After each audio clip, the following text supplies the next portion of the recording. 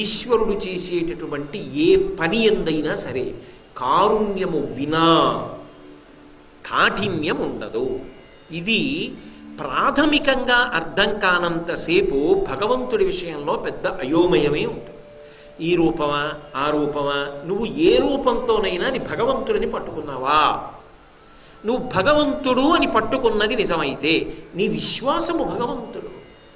చెట్టుకి ఉంటే కొమ్మ, గూట్లో తెచ్చి పెడితే బొమ్మ, నీ పూజా మందిరంలో పెడితే అమ్మ. నీ విశ్వాసం ప్రమాణం.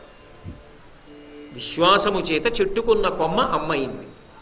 ఒక్కొక్కరు 4 వీధుల కూడలిలో ఉన్న చెట్టుకు పసుపు రాసి కొట్టెడతారు. ఆయన విశ్వాసం, ఆయన గురి. భగవాన్ రమణులు అరుణాచలం ఆయన అదే అంటారు, ఒకరికి ఉన్న గురియే గురువు అంటారు. కాబట్టి భగవంతుడు అని నువ్వు ఏ పదార్థాన్నైనా పిలిచినప్పుడు అది ఏ రూపం అన్నదానితో నాకు సంబంధం లేదు. స్త్రీ పురుష నపుంసక మూర్తియును కాక తిరియ కమర నరాది మూర్తియును కాక కర్మ గుణభేద సరసత్ప్రకాశి కాక వెనుక నందియుతానగు విభుతలంతు అంటారు పోతన గారు భాగవతంలో. ఎవరు అన్నదానితో సంబంధం లేదు. ఆయన భగవంతుడు అని నువ్వు అనుకుని నిజంగా త్రికరణ శుద్ధిగా నమ్మితే ఒక్కటి గుర్తుపెట్టుకో, ఆయన చేసిన ఏ చేష్టితమైన కారుణ్యముతో కూడుకున్నదే తప్ప దాని ఎందు కాఠిన్యం ఉండదు. అందుకే తేలిగ్గా అర్థం అవడానికి భగవంతుని యొక్క కర్తవ్యమేమి? సృష్టి స్థితి లయ. సృష్టి చెయ్యడం వెనక కారుణ్యం ఉంది. ఏమిటి కారుణ్యం? నేను చేసిన పాపములు కొండలుగా పడిపోయి ఉంటాయి, నేను చేసుకున్న పుణ్యములు కొండలుగా పడిపోయి ఉంటాయి.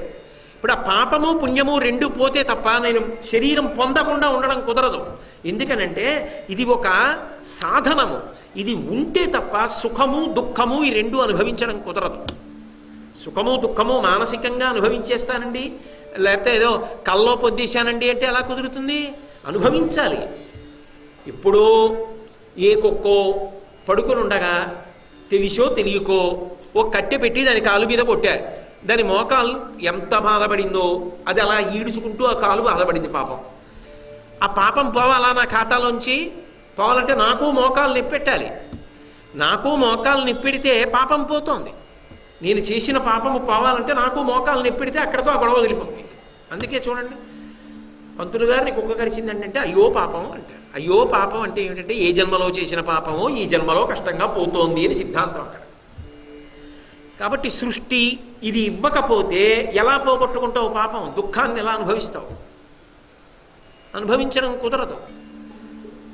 చేసిన పుణ్యం ఉంది, సుఖంగా అనుభవించేయాలి, అప్పుడు ఆ పుణ్యం పోతుంది.